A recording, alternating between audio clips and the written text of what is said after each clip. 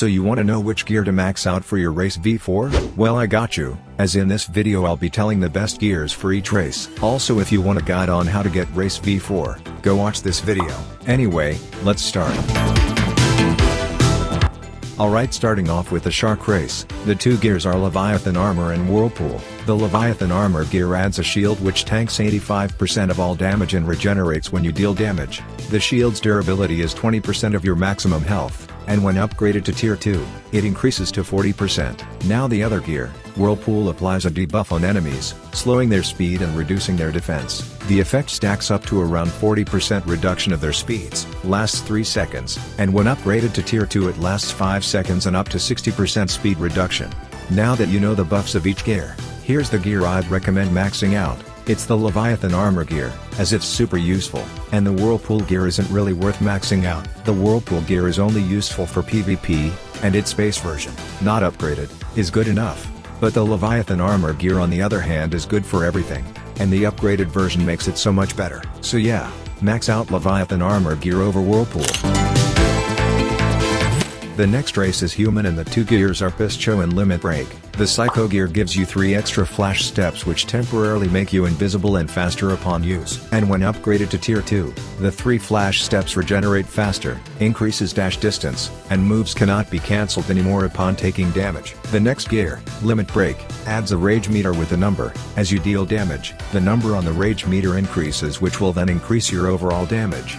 The number is pretty much a percentage, so if the number is 100 on the rage meter, you're dealing 100% more damage. And when you upgrade the gear to tier 2, it's increased to 150%, which is the only extra buff you get if you upgrade this gear. Now those are the buffs of each gear, and for this race the gear you should max out depends on your situation. The Psycho gear is only good for PvP, as you won't find the extra flash steps useful for anything else. But the Limit Break gear is super versatile and is good for both PvP and grinding, since you can never go wrong with more damage. However, for PvP you're not going to need the extra rage meter increase you get from upgrading it to tier 2, which is why I recommend maxing out Psycho instead if you're using Human for PvP. But if you're just not using Human for PvP, you could instead max out the Limit Break gear, as you'd take advantage of the extra rage meter you get. But I still recommend maxing Psycho instead, since you don't need the tier 2 buffs of Limit Break, as its base version is good enough. Alright, next up is the Rabbit race, and the two gears are Whirlwind and Lightning Cloak. The Whirlwind gear leaves a tornado when dashing, which traps enemies temporarily and deals little damage to them. And when upgraded to tier 2, the tornadoes become stronger. And the Lightning Cloak gear increases your dash distance. And when upgraded to tier 2, you can super dash by holding the Q button, or whatever your dash button is for other platforms. Now that you know the buffs of both gears, the gear I recommend maxing out is the Whirlwind.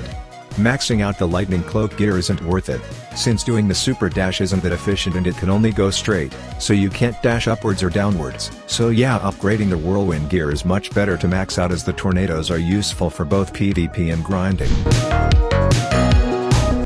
The next race is the Angel race, and the two gears are Prince of the Skies and King's Rule. The Prince of the Skies gear lets you fly in the air by holding the dash or jump button, and when upgraded to tier 2, the effects are greatly increased. And the King's Rule gear adds an aura around you which debuffs enemies who get close to the aura, damaging them and giving them slowness, energy drain, and screen distortion. And when upgraded to tier 2, all those debuffs get increased. Those are all the buffs of both gears, and it should already be pretty obvious which gear you should max out. Definitely max out the King's Rule gear, as upgrading the Flight, Prince of the Skies gear is pretty much unnecessary, as the base version is good enough. And besides, you'll just be wasting your V4 meter if you just use it to fly. Alright, the next race is Ghoul, and the two gears are Blood Siphon and Domain Expansion. The Blood Siphon gear makes you gain some health back when you deal damage, weaker on NPCs, so it's pretty much just Life Leech. And when upgraded to tier 2, the Life Leech effect is greatly increased. And the Domain Expansion gear adds a black aura around you that greatly decreases health regeneration to enemies who are within your aura. It also greatly darkens the screen of enemies who are within your aura, and all the night passive buffs from Ghoul become available during the day, and cooldowns are reduced by around 40%. And when upgraded to tier 2, the black aura field gets bigger, and when you dash, crows will attack nearby enemies. Now that you know the buffs of both gears, the gear you should max out actually depends on your situation. Max the domain expansion gear if you want to use Ghoul for PvP, and max the blood siphon gear if you don't plan to use Ghoul for PvP. And if you feel you're a bit mixed and want to use Ghoul for both PvP and other uses such as grinding, well then I'd recommend maxing out the blood siphon gear. The buffs of the domain expansion gear is clearly based for PvP, so there's no use maxing it out for grinding, while the blood siphon gear gives you life leech on attacks, which is super versatile, so max the gear out if you're gonna use Ghoul for everything.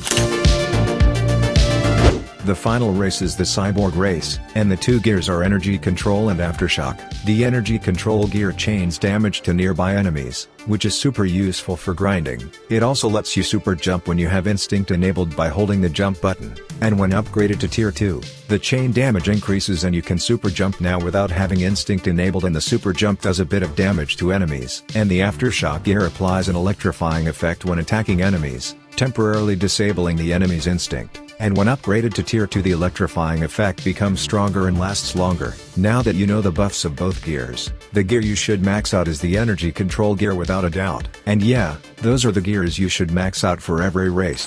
Anyway guys, that's the end of this video. If you found this video useful, you'd probably also find the video that plays after the outro ends useful, as it tells you the pros and cons of every race. Anyway, bye.